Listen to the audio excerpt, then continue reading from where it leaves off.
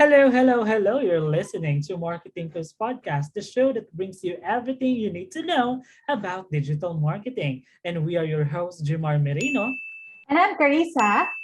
and welcome to our show.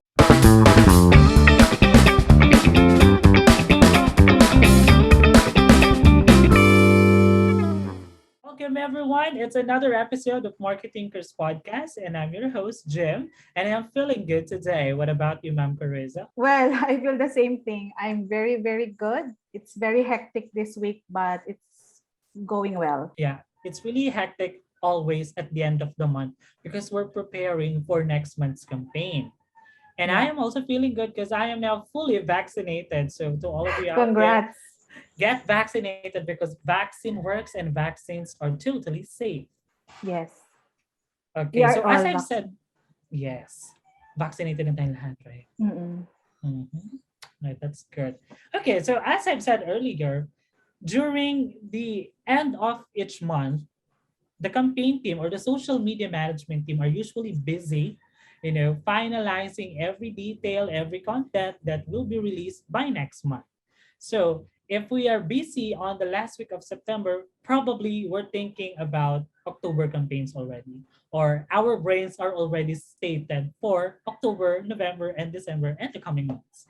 Okay. And for today's topic, that is very, very relevant today because we're talking about launching a social media campaign, where to begin, and the best practices of launching one.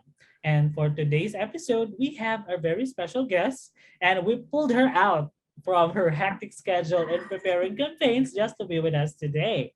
Okay, so she is part of our campaign team, a junior Mm-hmm. digital marketing specialist, a content writer, and a copywriter, and of course, one of the fairies at the Emerge Squad. Wow, fairies. Okay, ladies and gentlemen, let's give a round of applause for our very special guest, Fenina Guerrero. Hello. Hello, Faye. Hi everyone. My name is Faye. Nice to meet you. Hello, Faye. Welcome to our show. All right. Yes, welcome. Okay, so We're tell us excited for about you. what you do at the campaign team. So at the campaign team, basically, I am handling certain clients and I'm making copies, planning ahead. Of course, it's important to be advanced when it comes to marketing. So that's mostly what I do. Right. Fenina and I go hand in hand always, every month, every week, and every day, just to perfect the social media contents that we release with our clients all through the day, all through the night, and all through the weekend.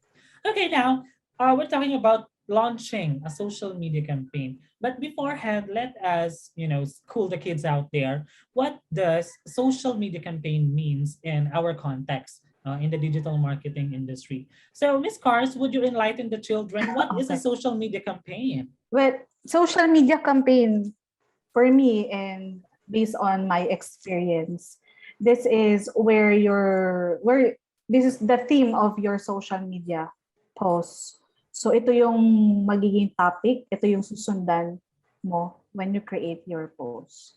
It's like the main message of your social media post for the whole month. So it's a campaign. Right. Yeah. Now, when we say a social media campaign, we have a very special term about that we use. And actually, it's our monthly task to establish it beforehand, right? Alam kong alam niyo yan. And we Mm-mm. call it the Ah, mother Other ads. ads. Yes, the mother ads. We call it the mother ads always. And usually, the mother ads or the social media campaign contains the key messaging or the central theme, right, of the campaign of the brand or the client. And it usually involves the activities or the type of postings or what unique holidays or regular holidays are we expecting to celebrate. Okay. Now, Faye, for you, as part of the campaign team or as a junior digital marketing specialist, what do you think are the benefits of having a social media campaign before you go through the next month? So one of the benefits of having a social media campaign is you're very focused on your goal, focus lang sa goal, and then your content is well organized. So unlike if you're just gonna go straight into it without having a campaign, you won't have a goal, you won't be able to medyo sabog yung content mo. It doesn't have a flow. So having a campaign helps you reach your goal while being but how do you say this? You know where to start and you know where to wrap things up also. So that helps. Yeah, I do agree with what you said, Faye. It's like an orchestra, di ba? Everything should go smoothly. My ending, my beginning, my mid, and my ending. So, yun. I totally agree with what you said. Yeah, one of the most important reasons then why we do that is para hindi tayo nangangarag, like every day or every end of the day mag-iisip tayo, ano yung ipopost natin tomorrow or ano yung ipopost natin for the weekend. So having a preconceived plan for the month helps you be organized, as sabi ni Faye, helps you be organized and, sort out your thoughts para hindi ka rin sabog. As a creative person kasi, it's important na hindi ka maging sabog. But we usually are when we do the mother ads creation and ideation. But trust us, once you sort out those thoughts, nagkakaroon ka ng complete setup of your social media campaign, right? Right. Now, pero how do we plan a social media campaign ba in terms of, going into the next month, kumbaga? So what are the steps that we usually take, Buffet? So first, usually, you set your goals. So ano ba yung tinatry mong i-achieve for this month? Do you want increased brand awareness? Do you want to acquire leads? Do you want to increase your sales? You want more customers, or do you want to increase engagement? So depending on your goal this month, you should set your campaign around that. So yun yung first step. And then after that, you should also know, syempre, who is your market. So, sino yung ina-aim mo, sino yung brand persona mo. And then, syempre, you should also set limitations. Kasi you should be realistic considering your brand, di ba? You should know what you can do and what you are unable to do yet, di ba? So, kasama yun sa planning. And also, you also choose the right social media channel. Syempre, ipaplan mo. For instance, if your brand is on food and you want to promote your food, a good platform would be Instagram, considering, diba, it's Foodstagram, Instafood type of content, diba? So usually yung apat na yun yung pinaka-importante. So first is setting your goals, knowing your market, set your limitations, tapos choose your social media channel. Tapos, tapos kapag na-finalize mo na lahat yun, you can start setting up na your calendar. So, pwede ka na mag-schedule ng posts. For instance, di ba, na-mention ni Sir Jim kanina, you take note of holidays and you take that to your advantage. So, for instance, this coming October, magkakaroon ng coffee day. So, you should use that to your advantage. So, if it's gonna benefit your brand, you should already schedule it on your calendar. So, yun. Usually, that's how the planning works. And, yun. Okay, nice. Makes Well, I sense. agree on that one naman. I agree on those, especially on that limitations part. Kasi every brand must know what they can do and what they are unable to do. And yeah, be realistic as possible kasi kung ano yung ginagawa ng iba, maybe you cannot be the same as them kasi you don't have the resources, you don't have the personality of the brand to actually do it. No? So, in terms of that, Miss Cars, ano ba yung mga factors to consider when we are planning a social media content for the month? Factors. Well, Faye is explaining yung mga ano yung dapat mga steps, pre-launch steps for a social media campaign. So factors, number one for me is really resources. As what you've said, I want to reiterate that na hindi, yung ginagawa na iba, hindi pwedeng applicable sa'yo because you don't have those. Like, you don't have those kind of videos, wala kang low-fi or hi-fi videos, so hindi pwedeng ganon. Also, TikTok, hindi mo pwedeng gusto ko mag-TikTok pero wala ka namang resources. So, yun yung one of the factors. Pangalawa is yung relevancy ng brand mo doon sa nangyayari ngayon. So, yun, napag-usapan natin before sa mga previous podcast natin yung pagta-trend jock. So, yun, you have to consider, factor din yan when planning a campaign if it's something na you would ride on. So, yun. Ako, hayaan ko lang kayo mag-explain kasi talaga marami kayong mas makukwento about yan. Yun yung expert nyo. So, I'm just speaking based on my experience. Yeah, we are all speaking based on our experience, especially our guests here na very, very much experienced na in terms of creating the social media campaign kasi lagi siyang bombarded ng mother ads every month. Okay, so for my next question, di ba usually when we do social media campaign or planning a social media campaign, binibilang natin or ina-allocate natin how many posts will we have for engagements? How many posts will we have for this one? So, minsan nagkakaroon tayo ng number kung ilan yung promotional and non-promotional. But when do we decide, no, kung ano yung mapupunta sa promotional and non-promotional? Where do you strike a balance between doing those promotional and non-promotional ads? Let's start with you, Faye. Before going into that, it's important to strike a balance nga between the two kasi nga most of the time people get tired if you're just gonna be focusing on promotional content. Pero at the same time, if you're just gonna be a non-promo content, you won't be benefiting your own brand.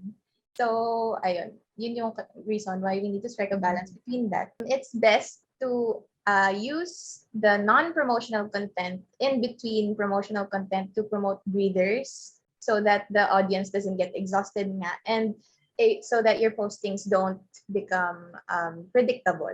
Because that's the tendency when people know already what you're gonna post. There's no excitement, there's no thrill. You won't be garnering an audience. So yun yung reason why you split the two. So usually when it comes to non-promotional content, you can apply moment marketing for this. So pwede mo, for instance, may trending na post. Or trending na meme, tapos you can use it to your advantage to benefit your brand. Ayun. You can use that time for non-promotional content. But usually, promotional content are for when you have, kunwari, may bago kang sale, you have a new product to promote, or meron kang buy one, take one, yung mga ganun. Usually, dun nagagamit yung promotional content. Tapos ayun, non-promo, more on engagement posts, so that you can keep your audience entertained. Yeah. Correct naman. No, it's always the shock factor in terms of the non-promotional. What gets your audiences hooked to your content? And then once you get them hooked, doon may papasok yung promotional mo. Okay, so subtle ways or hints lang, no, that this is the product that can fix or solve your issues or your problems na you're encountering, right? So yeah, usually gano'n naman yung iniisip or ini-encounter nating mga thoughts when we do those balancing of promotional and non-promotional. Now, of course, we are in a very technological industry, no? Puro tech yung ginagamit natin. Lots of softwares, lots of algorithms, lots of apps and tools that we use that helps us be more productive in terms of creating a social media campaign. Now, in this part, we're just going to share some of those tools and apps that we usually use now just to help us use or create campaigns. So, I will go around the table and then each one of us will share kung ano yung mga tools na usually ginagamit natin. Okay, so let's start with Ma'am Cars. Ano ba yung mga best tools na ginagamit mo? Pag kang gumagawa ng social media campaign, una, kailangan mo ng calendar. In our team, we usually use slides, diba? So, but there are other tools, paid tools, free tools like Hootsuite, yan. One is na-encounter lang natin, bago lang yung Loomly. Yes, the It's Loomly. no? Tapos we have Notion then.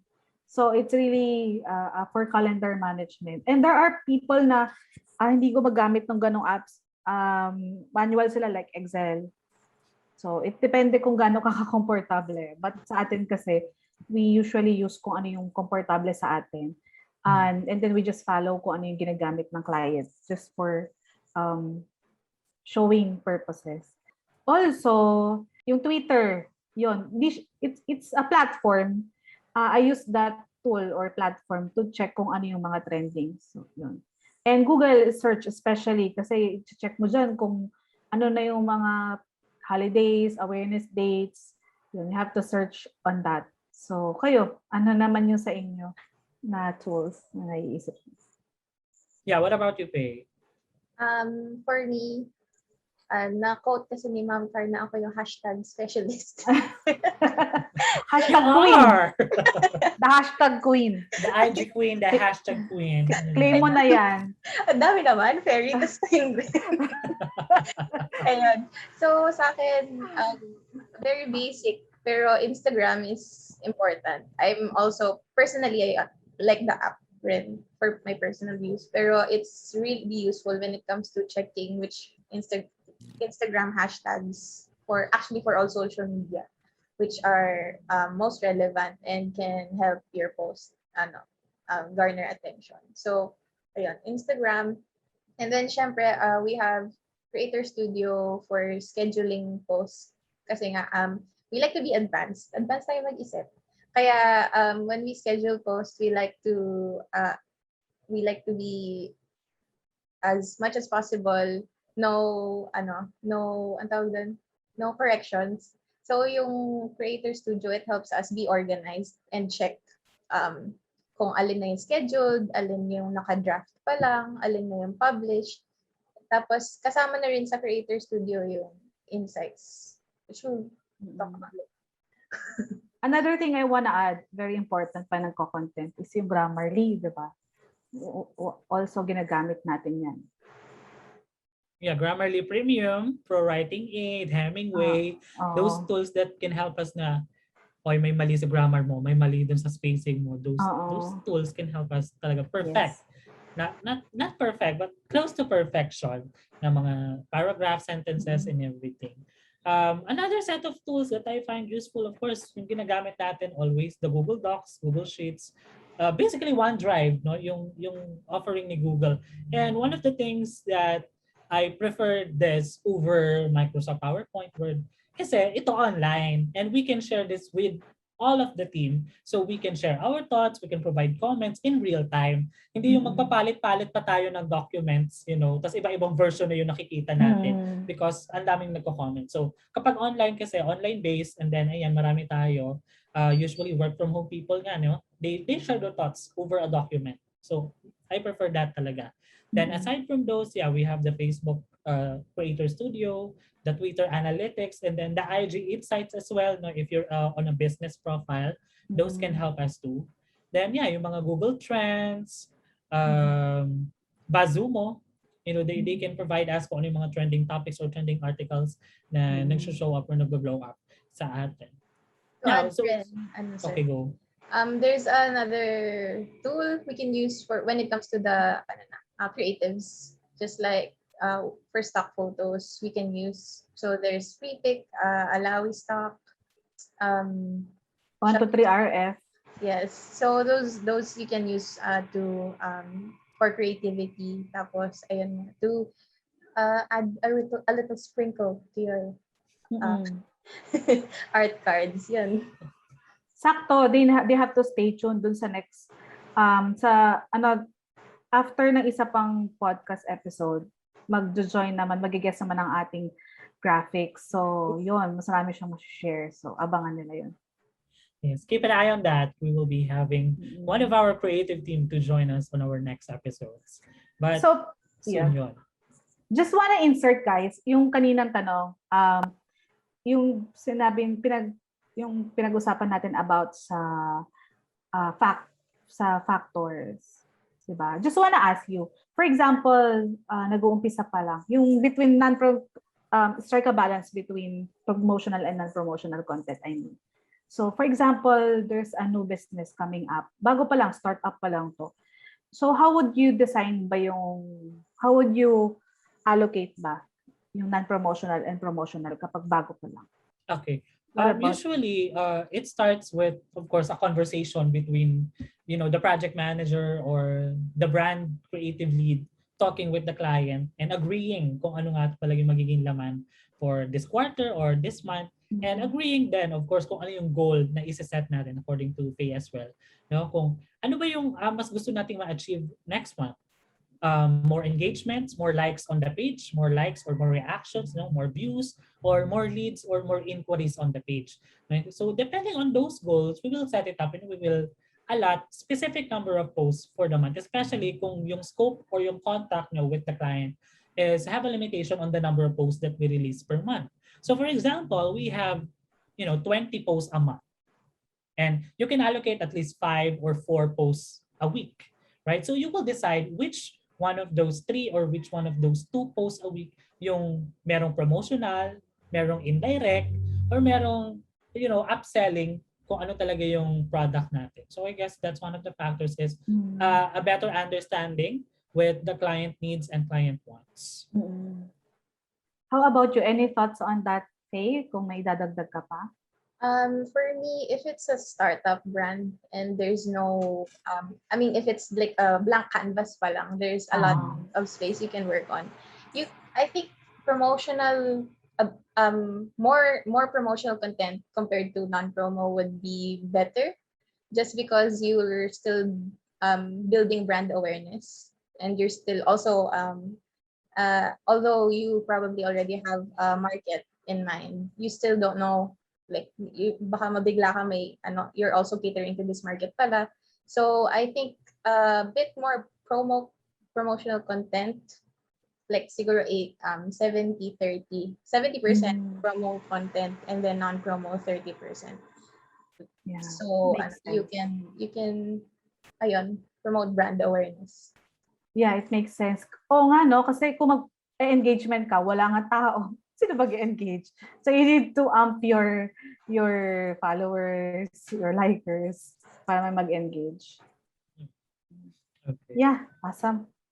All right. Okay, so now we know what are some steps that we need to do before we launch a campaign or a social media campaign for the month. Now, what if we are already inside that month? No? Kunwari, September na yan, then on Friday, it's already October. So what if it's already October 2, October 3, and wala pa rin tayong content? What are the best practices that we could do when we are inside those months na? What about you, naisip ko na agad yung Faye, no? Dahil na-stress ka. You answer. yung agad wala reaction mo. I've experienced that like once or twice. And pag nangyari yun sa'yo, when you're put in that situation, you have to be creative and be proactive. So you have to know and be witty rin. So dahil nga wala ka pang content na may lalabas, you really have to, kailangan mo talaga pigain yung utak mo kung ano yung magagamit mo for ano. And it can't be just anything, diba? You can't just post something out there just so you can. Syempre, it still has its, kailangan may benefit pa rin sa'yo. So, ayun. My tip for when that happens is to keep up with the trends. Maybe you can trend jack something. There's always something trending these days, syempre, with technology and the internet. So you can use that to your advantage. Or you can follow up and follow up and follow up with the client, if ever. Yeah. And syempre, you can also make use of the what you've learned from last month and apply if ever you've already discussed something. You could start working on that too. So, yeah. Like maybe auditing yung mga previous posts, checking if ano yung naging performing doon, marami nag-engage, and create something maybe no version, no angle. Yes. Yeah. Okay, one of the things also I look into is the performance of the past month. Okay, so titingnan natin which one of this or the best performing posts, which of this got the highest engagements, highest views, or highest reach, right, in terms of organic engagements. Then from that, usually may recommendations from the team, from the client, and then you will decide, okay, which one of this will I apply today or will I apply this month na kailangan talagang implement. And sometimes, may kita mo din yung mga least performing, right? Yung mga nasa bottom list na mga hindi talaga nagpe-perform. So it's up to you as social media manager to decide, are you going to keep doing what's best or yung laging nagpe-perform well, or are you going to still push, no, for those posts na laging low performing? Bakit mo pa i-continue? What's the justifiable factor? Bakit mo gagawin yon? But aside from that, kung meron ka namang na-launch na campaign, it's flowing or it's smoothing, no? It's running smoothly, and before umabot sa half of the month, may mga na-encounter ka na, may mga nakikita ka na, okay, ito mataas yung engagement, ito hindi. So maybe before you approach the other half of the month, you can already tweak the content. Diba? Kasi from the first half, nakita mo na kung ano yung behavior ng audiences natin, right? So maybe on the second half of the month, you can already tweak and apply. And hindi mo na kailangan maghintay for the next month to apply it, right? Mm. What about you, Miss Cars?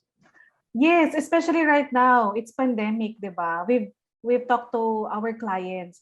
We always push them na mag-advance po tayo ganyan. Pero sasabihin nila, ay, yung mga na-plot nyo, di kami sure kung magagawa yung mga yan o gano'n. So, napagkasunduan natin na instead na mag-plot ng buo, every 2 weeks yon. Tapos let's ipupulsuhan natin kung ano nangyayari sa kapaligiran. Gano'n. And to check kung ito pa ba ay applicable yung mga na-advance natin or we need to tweak. Yun. Madalas yan, Faye, I'm pretty sure marami kami kukwento ng mga ganyan. When it comes, kapag ano na talaga, desperate times come for desperate measures. You can also extend the campaign from last month, but this is only when you're when you're running out of ideas na talaga.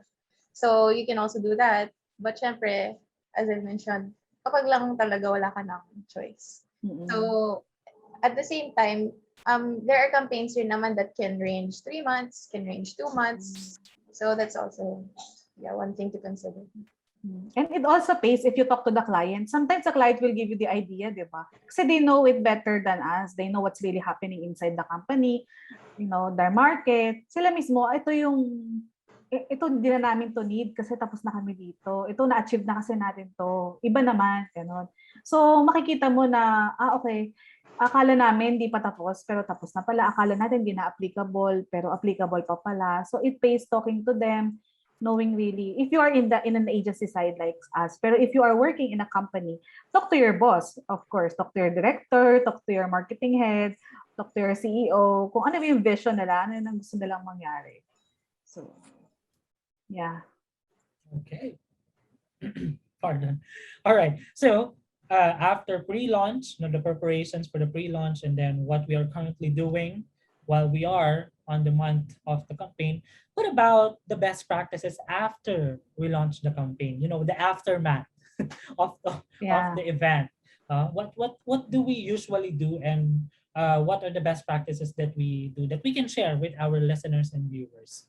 Faye, since you are, creating reports, right, every beginning of the month for our campaigns, what are the best practices, and what are the things that you usually look for when you are creating the reports? So, firstly, when you're making a report, you track which posts are the best performing and which posts are the least performing, and that's when you can weigh out which you can keep doing and which you shouldn't. So it's a learning process, Ren. The campaign, even after it continues. So you have to apply that, like what you got from the report, alin yung least performing, alin yung best performing. And then you also keep track of your followers if nag-shift siya, or if nag-increase, because that also is a sign if your campaign was it was well done, well delivered.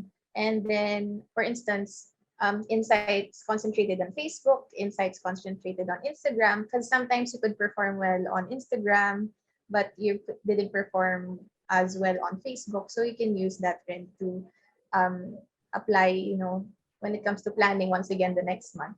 And you can also provide recommendations in the report. This is, for me, one of the most important things, because you as a digital marketing agency, then we also show our self-awareness on where we can improve, and on both sides, on our side and for the client. So ayun, those are the things I think are most important when it comes to the report. What about Yeah. naman when you launch you launch a campaign? Do you do other things ba aside from posting them, launching the whole campaign? Maybe, you know, monitoring kung may mga nag-like, nag-engage, ganyan. Especially, di ba, right now, most of our posts right now, especially in one of our clients, talagang engagement. So ayaw naman, sabi nga ng client, ayaw lang awin yung post. So yun, yung mga kino-consider natin. Pagka-post, kailangan, uy, may mag-engage.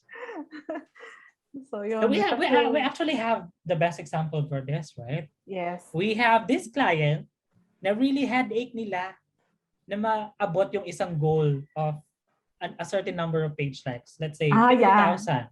Yeah. They said that they want to achieve 50,000 within 2 months, within 3 months, and they challenge us to do that. So what did we do? We accepted the challenge, and we, crafted a very special campaign, both on organic and in paid, a collaboration of organic and paid efforts just to achieve that.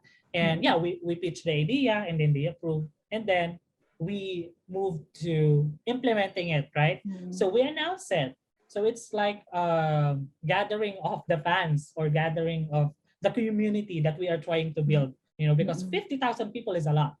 And Yes. with that campaign, we have promised a lucky follower that they will a gadget. Now, we all know what we are going to do, no? But after the campaign, there comes another headache. How are we going to determine the winner from all those additional people na from 26,000 or 27,000, then biglang nag-boom to 50,000? How are we going to, browse all of those profiles and make sure that they really like the page, they followed all mechanics, and they are a legit person, and they just don't join contests because it's their pangkabuhayan showcase, right? Yeah. So those kind of factors really keeps us on a loop when we do those campaigns, kasi Yes. you will not know what will happen. Yes. We didn't predict that. It's Yeah, such we a didn't rigorous predict that at all. process. Kasi we thought it's going to last a month. Pero Yes. I think it's just less than a week, right? Parang over the Yeah, weekend, 7 na-achieve days. na natin agad. Yes, ganon. Ganon kabilis. Na parang, ay, Monday na, ma'am, kailangan natin pumik na winner, ikaka-launch lang last week, parang ganon. Right. Diba? Parang on our timeline, sabi natin, okay, mga 1 week, 2 weeks, nasa kalahati na. Pero Saturday, Sunday pa lang, which is, we don't really monitor every weekend, doon na sila dumami, and then comes back Monday, na-achieve na natin yung goal. Yan. One of our winning moments yan as an agency. One of our winning moments recently. All right. So we have learned all of the things that we need to do pre-launch, during the launch, and after the launch. Now, do you have other examples of those social media campaigns, just like what I've shared with our recent client or recent victory with a client, of brands that you think they had a very successful campaign? Do you already have one? Because I have mine. I have mine. Sige, you share yours. You share yours, kayo. Faye. Okay. So mine, one example that I find really entertaining. At the same time, I'm an audience kasi I'm the market. It's Shopee. So, like we mentioned, they have promotional content and non-promotional content. An example of their promotional content that's consistent is the 1-1, 2-2, 10-10 sales. And then, non-promo content naman, sobrang naaliw ako dun sa isang nilabas nila. First, si Jackie Chan. Siya yung basically the ano yung tawag? Siya yung model. And then, ang ganda ng transition from there's another Chan coming, sabi. And then they transitioned into the Burmans, which is, of course, the Burma King, the Christmas King of Philippines, si Jose Marie Chan naman. So, naaliw lang ako dun sa campaign na yon kasi sobrang halatang pinag-isipan nila yung campaign na yon. Kasi, ayun, I had no idea. I mean, I knew somehow that they would use Jose Marie Chan, syempre. But hindi ko naisip na they would use Jackie Chan as the transition to him. So that's a big brain lang. Sobrang taba ng utak lang. Yun lang. Alright. I agree with that. No? Kasi for 2 years in a row, parang ginagamit na talaga nila si Jose Marichan. But you really won't know how the transition will work. Kasi it's very unexpected. And yeah, we salute Shopee for that, for their very, very creative choices that they release every month or every payday. But I am very proud, hindi ako nabudol ng Shopee last payday sale. Hindi ako affected, but natuwa naman ako sa jingle nila. So kudos to that one na lang. What about you, Ma'am Cars? Wala kasi akong sinusundan na particular campaign. But yung mga brands, like pag naglo-launch ng campaign, Oishi, yan. Yung na-remember ko, yung when they launch the next Oishi, flavor ba yun? So, but they use the TikTok platform. So, gumawa sila ng video na ilo-launch daw nila yung hipon. So, yung may lalaki sumasayaw, tapos nakahipon yung ulo niya, tapos magandang katawan niya. So, yun. Nag-enjoy din ako sa ganon. So, ito naman, because they use a different platform. Usually kasi when you launch campaign, usually Facebook yan. Ito, sinama nila yung TikTok and nag-viral siya. Other is talaga sinusundan ko yung Pure Gold. Yan. Nag-iba ni Pure Gold eh. They have this video na series. So I think kapag big brand ka, talagang pwede ka na mag-ganon, no? Hindi mo na kailangan mag-promote. Puro entertainment na lang yung gawin mo. So meron silang GV vibes pa, something ganon na campaign. So, and also yung Potato Corner. Ang Potato Corner magaling mag-trend hack talaga. Hands down sa kanila. Ang galing-galing nila isipin yon. Tsaka yung Netflix Squid Game. Ang galing. Ang ingay na Squid Game ngayon na tapos parang napanood ko na siya. Tapos ngayon maingay pa din siya. So, nakakatuwa yung mga promotions nila. Kasi nung nag-umpisa yung Squid Game, wala akong masyadong nakikitang mga ads or hindi siya ganun kaingay. Right now, maingay pa din yung Squid Game. So, yung magaling si Netflix kapag talagang mayroon silang pinipili na series or movie na gusto talaga nilang because offline din ini-integrate na yung offline marketing. So nag-agree si Jim kasi panto ng Netflix eh. Of course. Netflix. I'm a very, very Netflix watcher.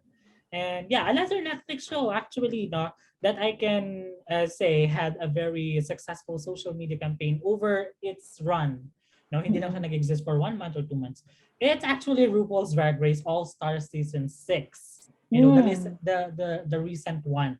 Kasi it started with a trailer, of course, of all the queens participating for that All-Stars episode or season, All-Star season rather. And over that, di ba, every week may bagong episode. And kapag may bagong release na episode, ang ingay ng page nila and maingay yung fans. Now, not only on Facebook, active rin sila sa IG, sa Twitter, and sa YouTube. Ngayon, on those platforms, iba-iba yung campaign nila. So, if you go to the Instagram, doon nila nilalabas yung mga outfit or yung mga runway teams nila. Right? Doon nila, may photoshoot and may mga moments din na suot-suot nila yung mga yon.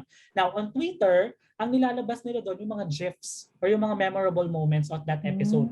Kung merong emotional, merong funniest, merong mga iconic moments, those kind of things, nire-release nila yun sa Twitter. Kasi ang mga people, yung mga short content lang na gano'n, yun yung mga nire-retweet nila or nila-like nila or hina-heart. Now, on Facebook, ang usually nilalagay nila doon, mga highlights of the episode. Mga 3 to 5 minutes clip or sometimes yung mga first look, yung mga first 15 minutes or first 10 minutes of the episode, doon nila nilalabas. Now, on the YouTube, doon nila nilalabas yung lip sync battle. So you see, they have different use of each platform that they are using. But iisa lang yung niche market nila, which are the viewers of or the fans, of the art of drag. And I am one of those, kaya observe ko talaga kasi I follow all of them on all those social media platforms. And yun yung nanonotice ko, kung ano yung nalalabas nila sa isang platform, hindi siya lumalabas sa isa. They have their own strategies on each. Why do you think they're doing that? Like, bakit iba-iba yung creative or use ng bawat platform? yeah, first of all is to avoid redundancy. Kasi Okay. when you see it on the IG or the Twitter, then pag makikita mo ulit sa Facebook, what's the point of having another social media platform to release those contents, right? So if you have a specific, kasi minsan yung mga users ng Twitter, ayaw na nilang pumunta ng Facebook kasi minsan toxic sa Facebook, minsan toxic sa IG. So they have another platform that they escape to. And kung nandun din yung mga brand na pinafollow nila, of course, mag-stick sila doon. And that's how you become a follower or a frequent, engaged follower on a specific brand. Well, yeah, that's one of those moments lang na na-realize ko, okay, they are doing this, maybe we can do this too. Yes. And ina-absorb ko yung mga ganon. Good siya. Thank you. Branding yan. Of course. Kaya Yes. tumatatak sa akin yung mga ganyan. Kaya all of the shows on Netflix, binabantayan ko talaga kung ano yung ginagawa nila. Kasi remember also 13, right? Yes. Before the release, nagkaroon sila ng mga billboards na merong mga vandalism. And it's intentional talaga, right? And then, isa-isang lumabas yung mga reveals kung sino yung mga nag-voice dun sa mga characters. And then, meron pa silang ginawa na another Netflix show na yung making of the series, yung may interview with the cast and the creators, right? So, isa-isang lumabas yung mga ganun. That's also one proof that a very good social media campaign can really help or aid in a success of a show, especially on a mainstream platform. Okay, so let's talk about that. Yeah, magandang gawing template yan. Like, yung mga magagandang pwedeng i-apply. Again, depende sa resources. Kasi talagang malaki yung budget niyan. So, may mga pwedeng i-apply sa mga clients. Okay.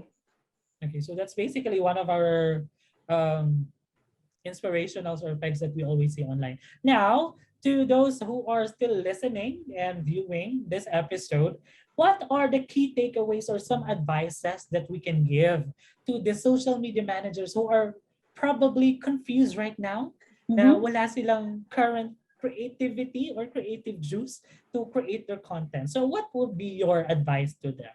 Sige, let's start with our guest, Faye. For me, there's always a chance to learn in everything. So, pagkain man yan, kumakain ka lang yan, nanonood ka lang, you're reading a book, you're listening to music, there's inspiration everywhere around you. And you can always learn from all of that. Tapos, for me, kasi music talaga is what inspires me.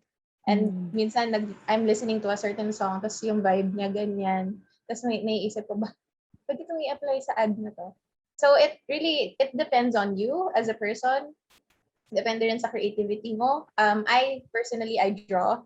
And sometimes when I feel like I'm lacking in terms of creative juices and I need to take a break, I draw so that I can get my niche back.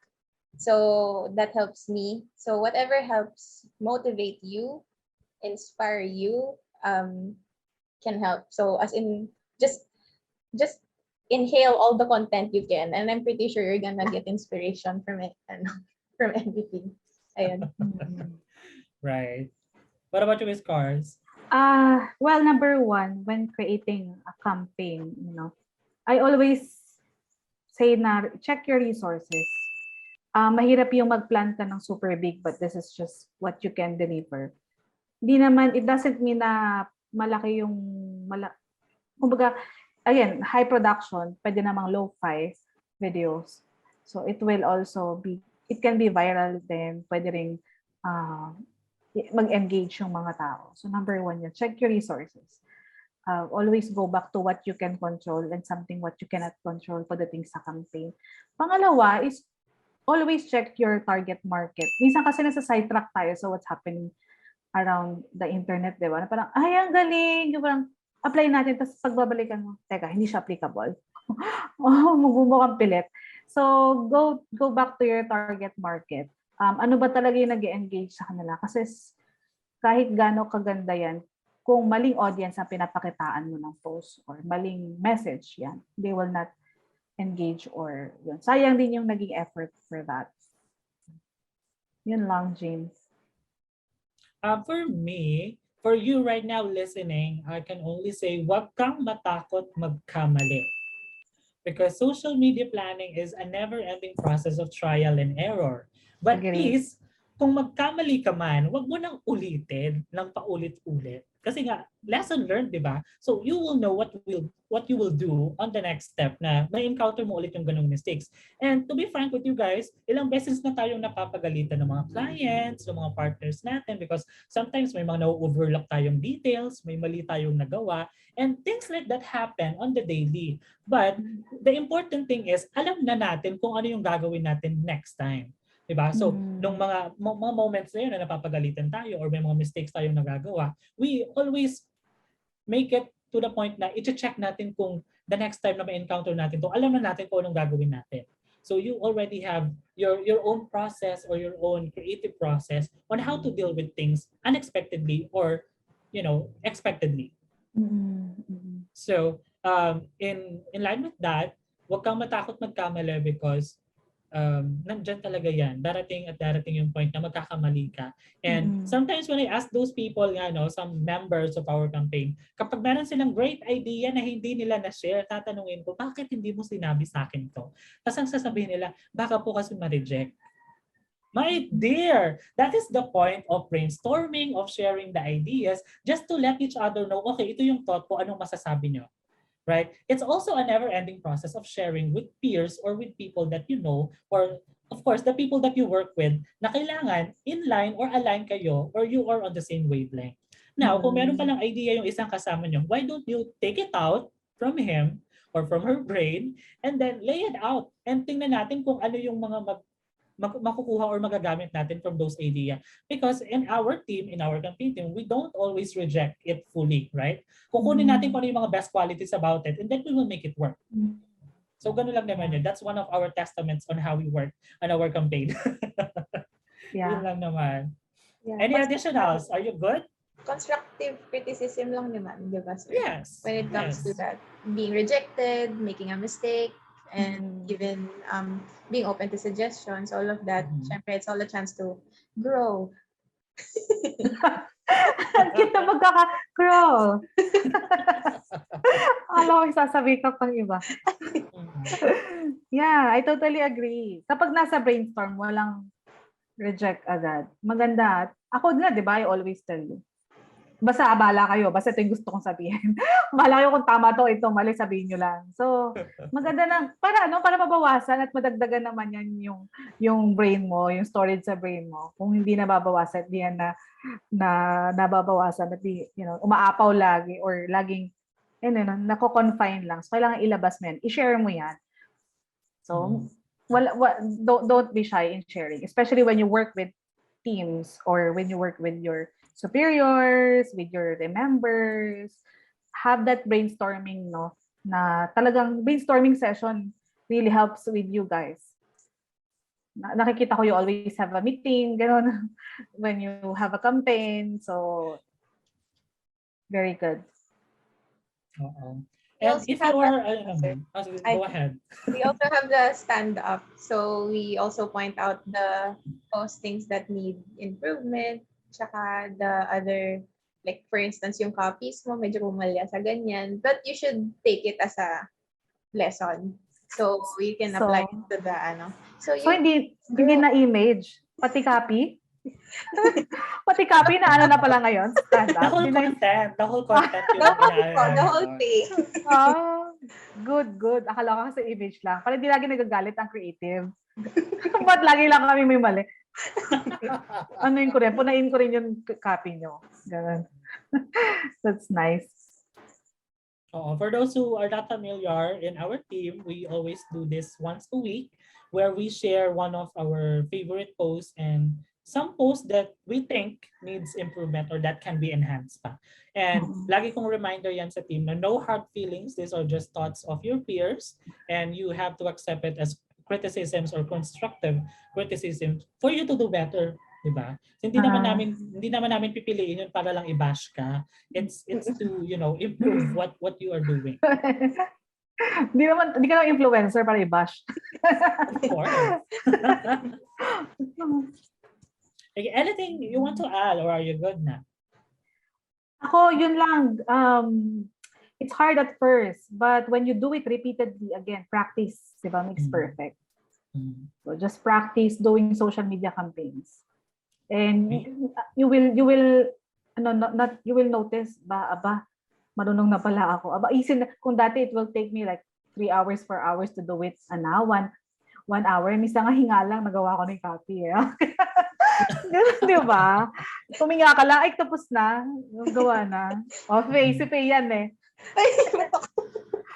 Sure, bibigyan na lahat kay Faye. Okay, sige. Naano na si Faye dito. Baka sabi niya lagi na siya. Exposed na siya. That's all, Jim. Alright, I think everyone's good, right? Yes, good. Okay, we're all good. Okay, thank you for being with us today. Thank you for listening, and thank you for watching for those who are in YouTube. Don't forget to tag a friend and subscribe to MarkeThinkers podcast where podcasts are available. If you like this episode, of course, share it with a friend or simply follow our official Facebook page at MarkeThinkers Podcast. Keep that curiosity going along with Miss Fenina Guerrero. My name is Jim. And I'm Carissa. And this is MarkeThinkers Podcast. See you at the next one. Bye. Bye.